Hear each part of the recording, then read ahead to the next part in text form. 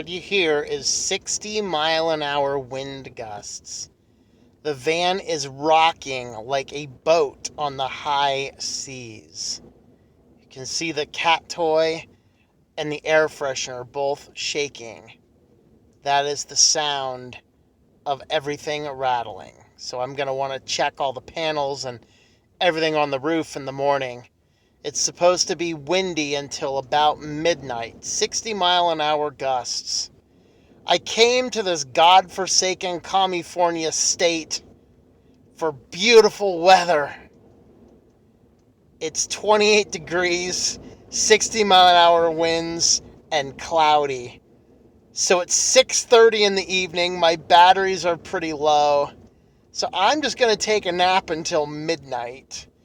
And then hopefully about the time I get up, I'll get up around midnight. I'll get a little bit of more work done. And then we're going to come back. Because I'll tell you, I just cannot concentrate on work when all I hear and feel is wind rocking the van. It really sucks. But we're going to make the best to do with it. Right, kitties? Right, kitties? You want to come up? Come on, buddy. Come on. Come on. Come on. Yeah.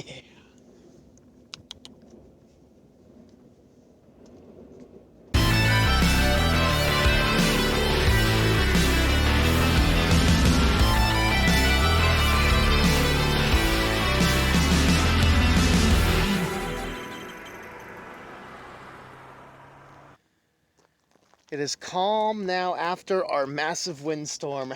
Let's go up and make sure there's no damage up there on the solar panels.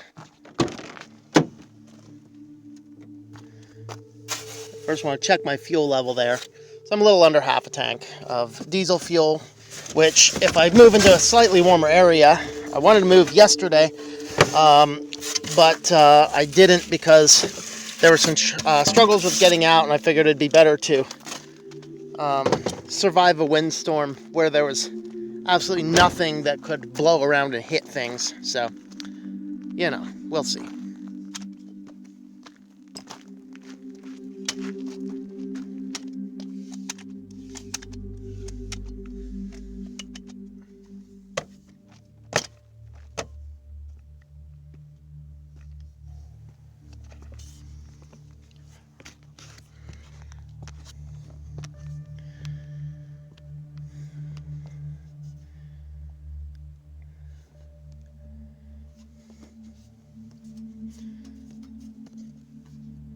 So everything is absolutely perfectly fine on this side.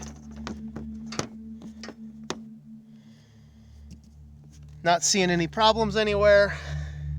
We'll go ahead and double check that the other side, these are all nice and tight still. So I didn't anticipate having any issues. I mean, who else uses Super Strut as a roof rack?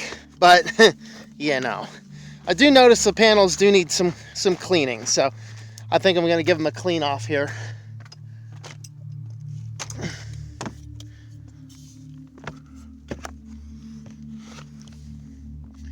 But yeah, everything's just fine. We survived that windstorm just fine. You can see how dirty they are, though. Just because you move into a van doesn't mean that the chores in your life disappear. Of course, the chores are a little bit different, and actually sometimes they can be a little bit more critical. When you have a big old house and you know that you need to clean the corner of that room and you just don't feel like it today or tomorrow or the next day or the next week or the next month, and stuff just tends to pile up. That's very common. But in van life, if that thing doesn't get cleaned up in that corner in that pile, that's very noticeable space lost. You got to clean it up. And sometimes there's not as many chores, like talk about cleaning the van. I mean, really cleaning the van takes me all of 15 minutes max. And that's if I take the time to get the cat hair off the back of the curtains. But don't always do that. But the reality is sometimes there's things like cleaning your solar panels that are quite critical, because if you don't, you lose some efficiency on gaining in power. Of course, I took a long whirlwind trip through several national parks, and now it's kind of time to calm down and relax a little bit, get some of the projects done in the van that I've wanted to get done. And this is really the day after I got off of Death Valley. I showed up at this spot here, which is called Fossil Lake in California. It's a giant fossilized lake bed, and it is an amazing place. You get out here, I wasn't even sure if I was in the right spot, but you get out here, it's just fascinating. Got here at dark, looked around, and the reality is this place is just so amazing and so beautiful. But I did have to take the time to clean off the solar panels. So while I was doing that, I was admiring the landscape around me, and then I actually had to weather a storm that I thought I might actually get stuck out here. That's actually why I stayed for the day, because I knew the storm was coming and I did not want to get stuck out here in a rainstorm. I'd rather wait until it all dries up.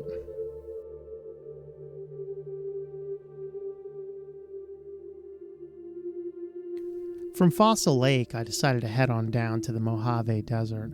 There's a little spot off the side of the interstate where you can pull over and just kind of get in there and overnight for the night there.